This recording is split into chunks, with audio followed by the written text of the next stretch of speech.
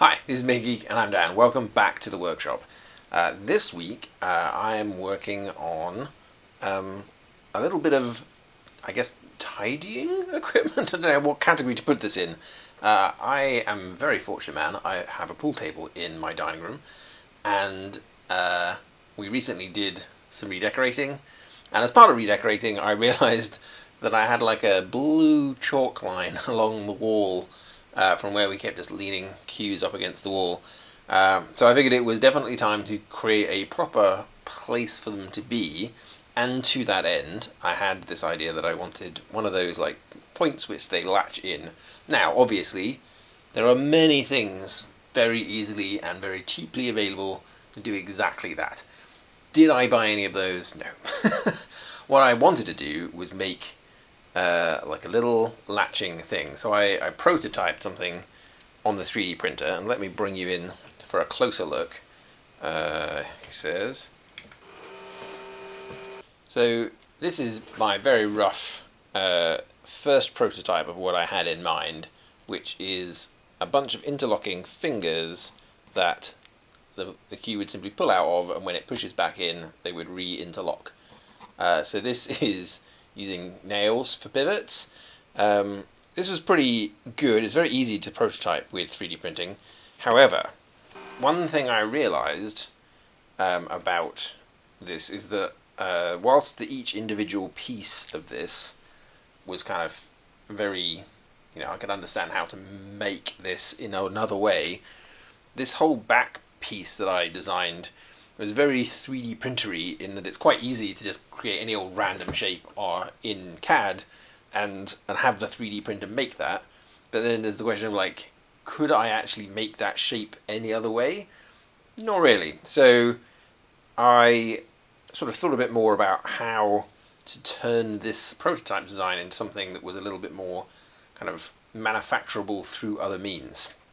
And this is the design I came up with. This is a laser cut version of that same idea. So what you can see is the same basic thing, that cue coming out knocks the arms out of the way, cue coming back in brings them all latched together again. This time I have a simple plate design on each end and a set of pins, 3 pins on each side of this mechanism. One pin is the pivot for the arms, one pin limits the motion kind of as it's closing, and the other pin limits the motion as it's opening, so it only over opens a certain amount. So that is somewhat more manufacturable, and in this case I created a simple back plate for it, and of course once I'd done it once on the laser I had to make a fancy acrylic one, which is kind of cool, but these are going in my dining room, so I wanted to do something a bit more fancy in aluminium and brass, so let's do it.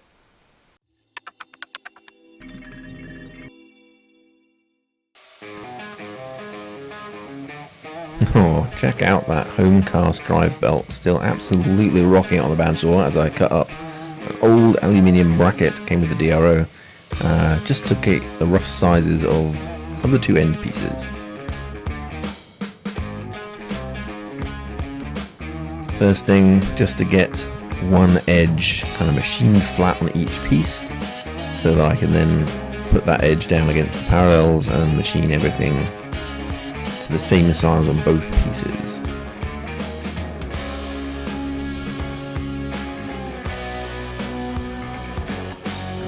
Aluminium is quite good fun to machine, nice and easy on the machine to do.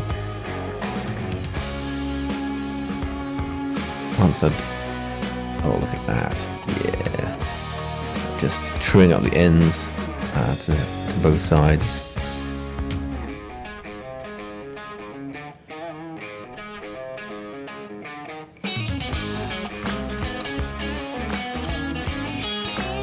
Gotta have a bit of fly cutter action just to dimension the faces down as well, clean off the oxidized skin, and in with the edge probe just to get myself a 0-0 for the drill pattern. This is a 4mm edge probe, so I sort of then come in by 2mm just to get a true 0 over that back left corner as my reference point.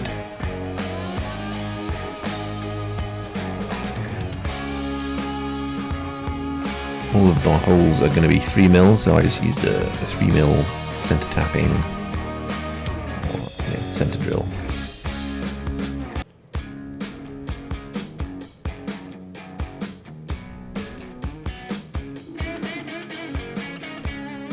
Now, this is a pretty complicated drawing. If you can see any of the measurements on there, they're all weird numbers. You'll see in this sequence I check my phone a lot because I'm doing a lot of calculations. Just the way I iterated through the design in CAD through 3D printing and all sorts of things, I ended up with kind of a slightly weird layout of holes. But that's why you have a DRO, people. you can cope with these sort of things.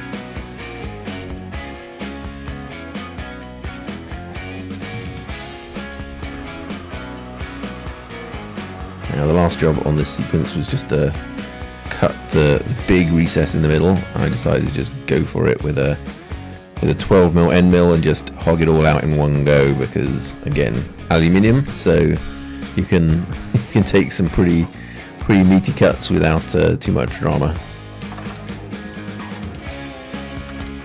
I am learning that milling machine involves a lot of changes, switching between collets and drill chucks and all that kind of stuff.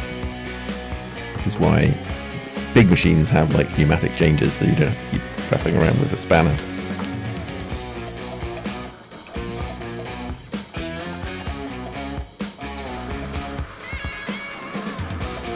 There we are, just taking it all in one big bite.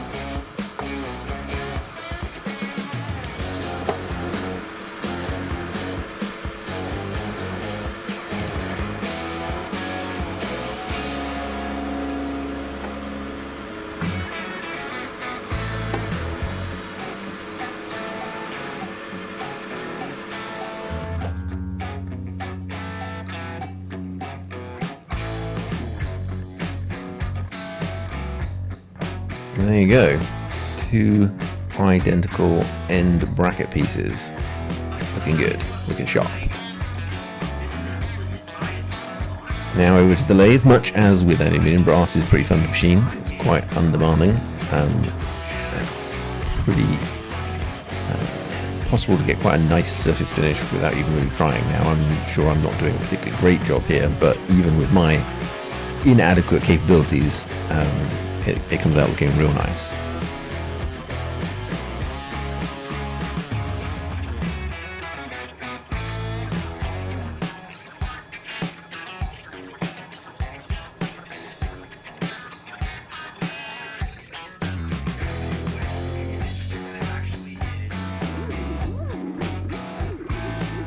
And a lot of the stuff I needed to do, I actually just clocked this up in the mill because I needed to drill these 2 holes off center. Obviously it helps if you tighten your chuck down so that the drill doesn't just push in.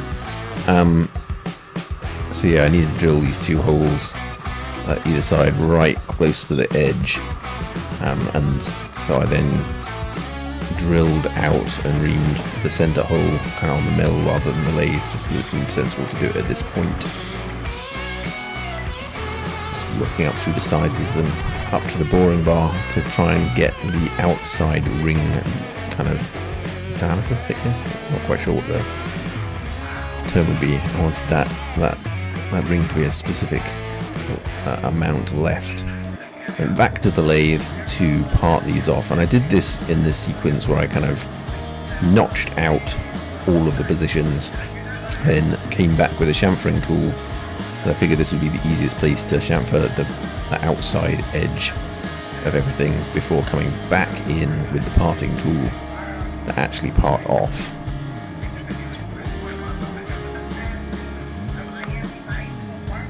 It kind of didn't occur to me until here that I could have tried to chamfer at least one side of the interior ring as I went, but no matter, I took them all over to the mill and sort of chamfered in those surfaces here.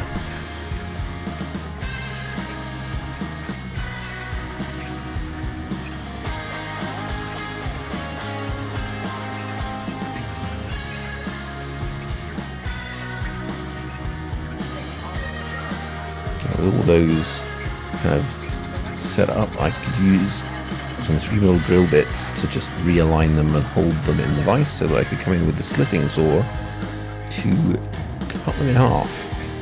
A little bit fiddly, just to kind of flip it all around and make sure I got back on the line I wanted to be, but actually the drills helped in that regard.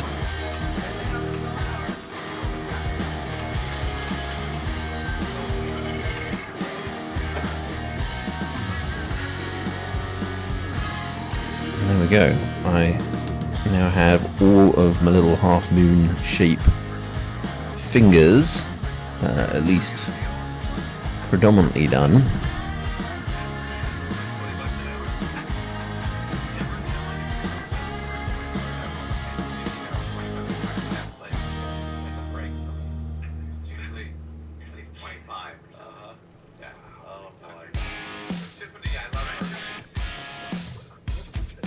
Next job, just to make a bunch of little spacers, because the fingers interleave, so just same thickness, little rings. Pretty easy lathing job. Now, if you saw my last video, you saw me make this beautiful little thing with the instrument maker's vise, or clockmaker's vise, however you want to call it. Perfect for this kind of job. Where I've got these little parts that just need a little bit of finishing and filing and such. It was really useful to have this. There's one of the little spacers. Yeah, and I kind of set up pairs of the fingers just to round over both ends with a file, trying to keep it as consistent as I could, and then in with sandpaper and such to try and get the finish as nice as possible.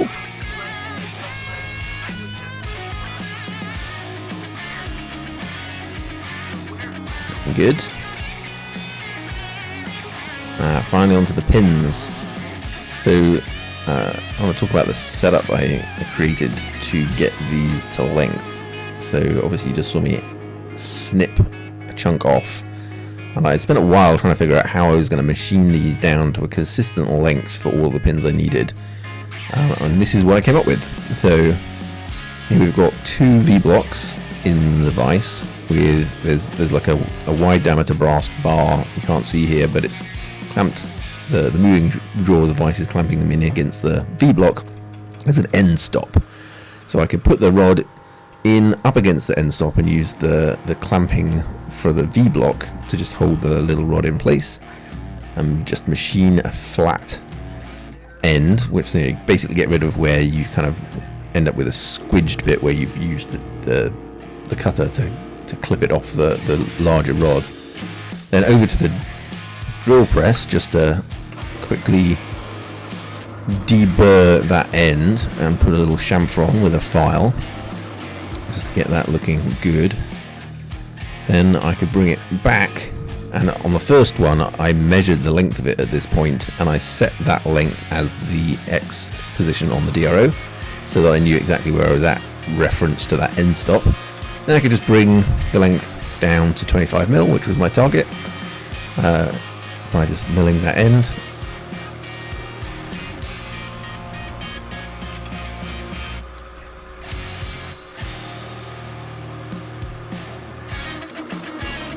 Carefully easing it into length, then quick deburr of that side.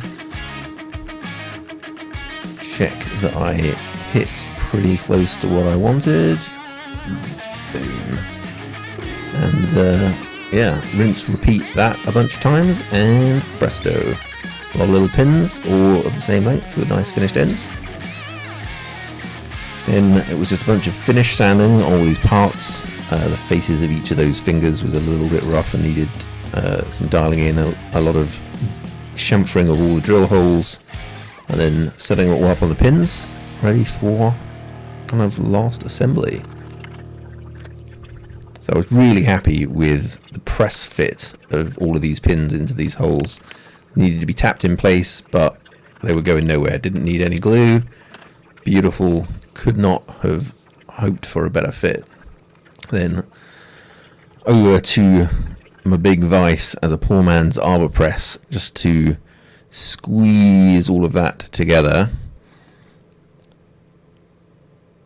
And there you go. Needed a little bit more squeezing after that, but looking pretty sharp. Quick laser job, just to make an oak mount plate for what is the pair of these that I have made. And we're nearly there. Oh, don't judge me, you use your vice grips this way too. Okay, so that's all of the pieces made. Let's put them together. So I have this Starbond thick adhesive. Let's come in a bit closer. Which I think should help stick the aluminium in where I need it. I just need to make sure we've got an open tip here. I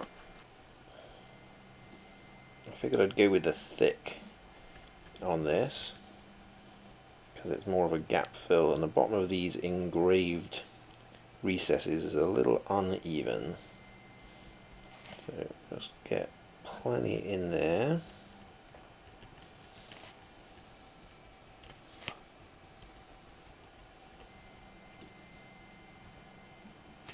Okay, and then I've got this to tappy tap. Tap tap tap. Okay, let me just check. It looks like everything is in even. So we'll let that dry. I could hit it with accelerator, I suppose. Starbond stuff comes with a kicker.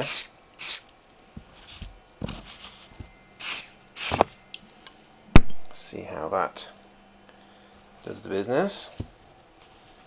And that is my mount plate. This is going on the side of an oak cabinet, so hopefully it will look kind of in place. Now to get some brass screws.